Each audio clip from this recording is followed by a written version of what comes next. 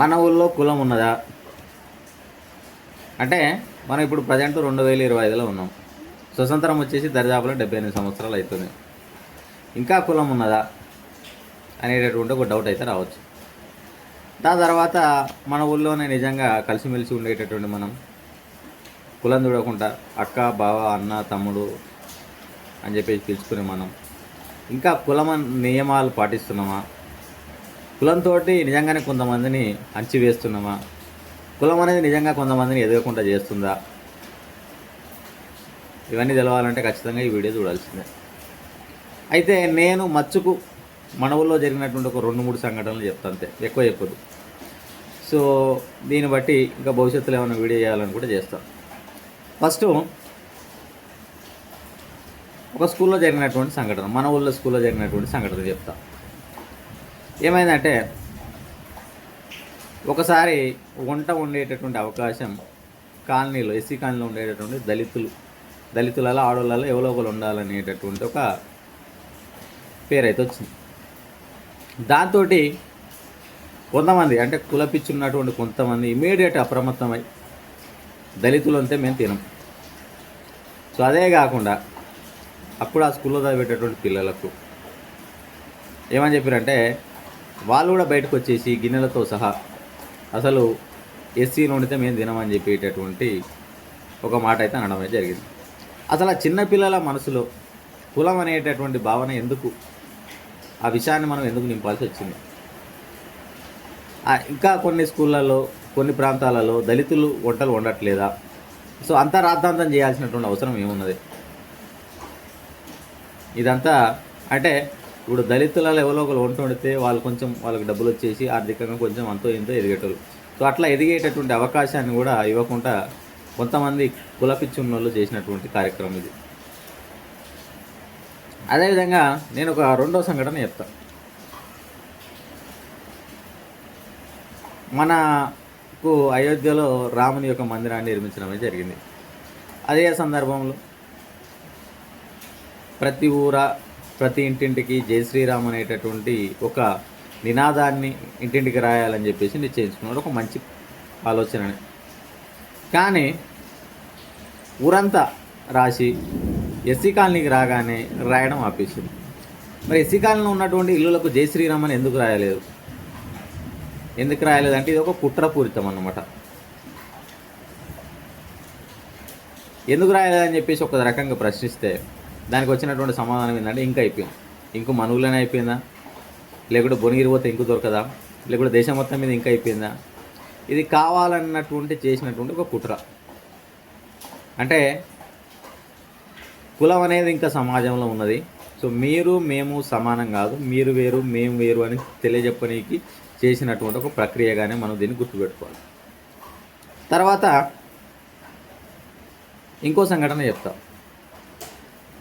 మన ఊళ్ళో ఒక పోచమ్మ గుడి శిథిలావస్థలో ఉంటే దాన్ని కొలగొట్టి ఇప్పుడున్నటువంటి ఏవైతే పాలకులు దిగిపోయినటువంటి పాలకులు నడుం బిగించి గట్టిగా చందాలు వసూలు చేసి ఒక బ్రహ్మాండమైనటువంటి గుడి కట్టి మంచిగా పండుగ చేశారు.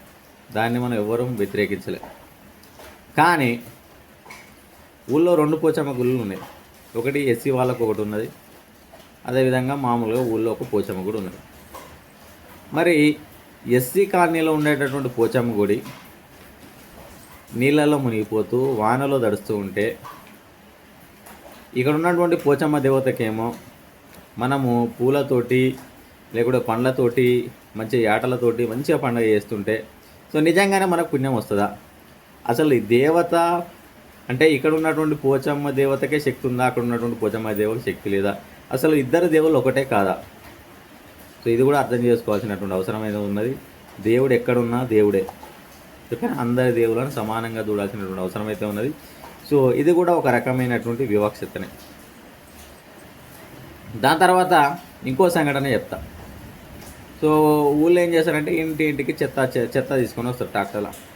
ఆ చెత్త తీసుకొని వచ్చేసి ఆ చెత్తను తీసుకొచ్చి ఏం చేస్తారంటే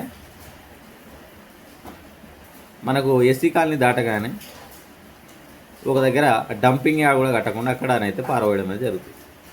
అసలు 2017 Telangana central pollution control board నియమాల ప్రకారం ఒక దగ్గర చెత్త వేయాలంటే అది నివాస ప్రాంతాలకు ఖచ్చితంగా 1 కిలోమీటర్ దూరంలో ఉండాలి. అదేవిధంగా వేసేటటువంటి చెత్త అనేది దాంట్లో నీళ్లకు దరిదాపుల ఒక 200 మీటర్ల దూరంలో ఉండాలి. మరి ఆ నియమ నిబంధనలు మనం పాటిస్తున్నామా? ఆ చెత్త పోయి ఇప్పుడు పారేటటువంటి ఆ ఏట్లో కలిస్తే ఎవరికి నష్టం జరుగుతుంది? దాని తర్వాత 1 కిలోమీటర్ దూరంలో లేనటువంటి ఆ చెత్త వల్ల కాలనీ వాళ్ళకు ఏమేమి రోగాలు వస్తాయి? సో ఇది ఒక్కసారి ఆలోచించిరా. సో ఇది కూడా ఒక రకమైనటువంటి వివక్షతనే. సో దీన్ని కూడా మనం అర్థం చేసుకోవాల్సినటువంటి అవసరం అయితే ఉన్నది. అదేవిధంగా మన ఊళ్ళో ఇక్కడ స్టార్టింగ్ కాంచెలు మొదలు పెడుతుంటే రాయపట్టి పోయే ఎన్టీ వరకు అనేక రకాల షాపులు ఉన్నాయి. మరి ఆ షాపులలో ఎస్సీ వాళ్ళ ఒక్క షాప్ కూడా లేదు. అసలు ఎస్సీ వాళ్ళకి షాపు పెట్టుకోగలుగుతారా లేదా? ఒకవేళ పెట్టుకుంటే మనం కోఆపరేట్ చేయగలుగుతామా? అసలు మన మనసులో ఇంకా కుళ్ళు అట్లనే ఉందా? కులం అనేటటువంటి కుళ్ళు. అదేవిధంగా నిజం చెప్పాలంటే దళితులు బాగా వంట చేస్తారు, ఎస్సీ వాళ్ళు వంటలు బాగా చేస్తారు. అట్లాంటి వాళ్ళు చేసినటువంటి వంట తినమని చెప్పేసి వాళ్ళను ఒక వంట వండేటటువంటి వృత్తిలో రానియకుండా చేశారు. ఇది కూడా ఒక రకమైనటువంటి కుట్రనే. అదేవిధంగా ఊళ్ళల్లో అక్కడక్కడ ఏం చేస్తారంటే రోడ్డు పైన ఉండేటోళ్ళు ముఖ్యంగా దళితులు కనుక వాళ్ళు కష్టపడి ఆ కార్లలో తిరిగినా కానీ కొంచెం మంచి బట్టలు వేసినా కానీ ఓర్వలేనటోళ్ళు ఇంకా ఉన్నారు. దీన్ని కూడా మన మనసులో ఉన్నటువంటి కులమే ఒక ప్రధానమైనటువంటి కారణం. ఇంకోటి, తక్కువ కులంలో పుట్టి గుర్తింపు రావాలంటే ఖచ్చితంగా అది చాలా కష్టమే. ఇంకోటి, మనకు ఊళ్ళో ప్రతి సంవత్సరం శ్రీరామనవమి వేడుకలు జరుగుతాయి. దాంట్లో దంపతులను కూర్చోబెడతా ఉంటారు. మనం రెగ్యులర్గా మీరు అబ్జర్వ్ చేస్తూ ఉంటారు, దాంట్లో రెగ్యులర్గా కూర్చున్న వాళ్ళే కూర్చుంటారు. మరి దాంట్లో ఒక ఎస్సీ కాలనీ వాళ్ళకు లేకుంటే మామూలుగా తక్కువ కులాలు అనుకున్నటువంటి వాళ్ళకి ఎటువంటి అవకాశం అనేది కల్పించరు. ఇంకోటి, ఇంకా కులం ఎట్లా ఉన్నదనంటే నేను స్టార్టింగ్లోనే చెప్పిన, మనం అక్క, చెల్లి, అన్న, బావ అని చెప్పేసి పిలుచుకుంటూ ఉంటామని చెప్పేసి. కానీ ఇందులో కులంలో ఒక రహస్యం ఉన్నది. ఏంటంటే మనము కులం అనేటటువంటి ఈ నిచ్చెన వ్యవస్థలో కింది కులపోడు పై కులపోడిని ఎప్పుడు బావాని విలువాల్సిందే, వాడు ఎప్పుడు బామ్మడిది కాడు.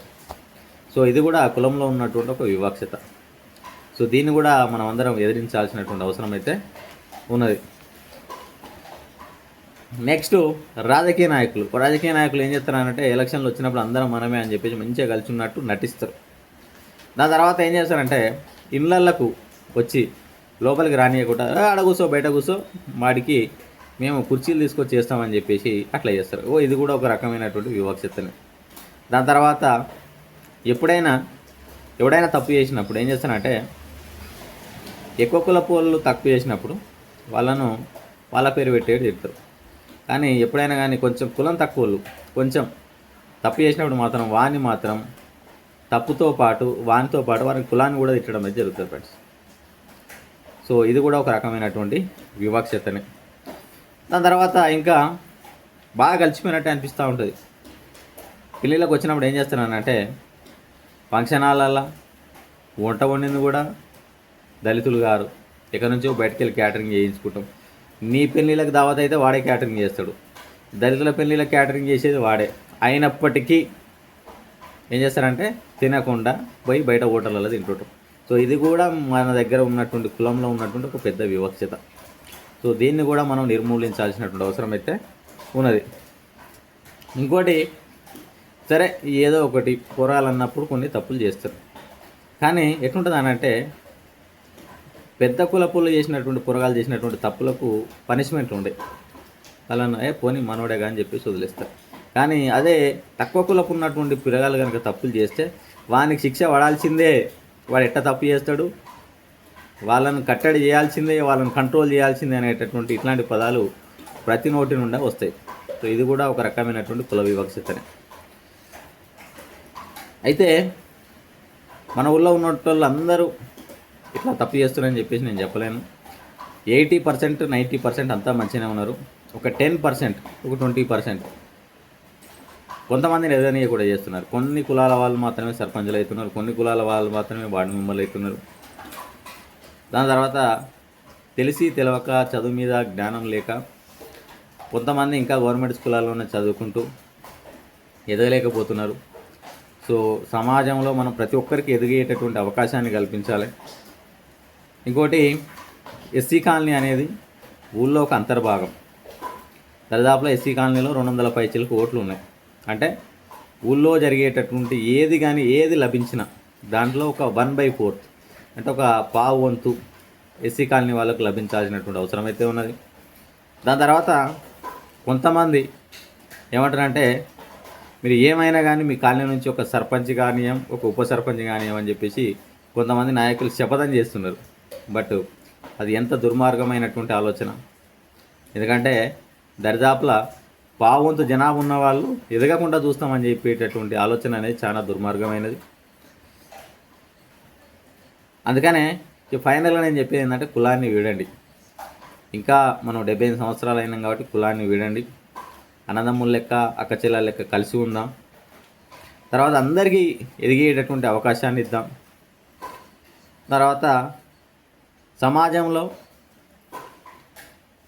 బాగుపడితే ఊరు బాగుపడుతుంది, ఊరు బాగుపడితే మండలం బాగుపడితే, మండలం బాగుపడితే జిల్లా బాగుపడుతుంది, జిల్లా బాగుపడితే రాష్ట్రం బాగుపడితే, రాష్ట్రం బాగుపడితే దేశం బాగుపడుతుంది. ఇప్పుడు అమెరికా, జపాన్ అట్లాంటి దేశాలలో చూస్తుంటే అక్కడ కులం లేదు, మతం లేదు, అందరూ బాగా కలిసి ఉంటున్నారు. దానివల్లనే ఆ దేశాలన్నీ బాగా అభివృద్ధి చెందుతున్నాయి.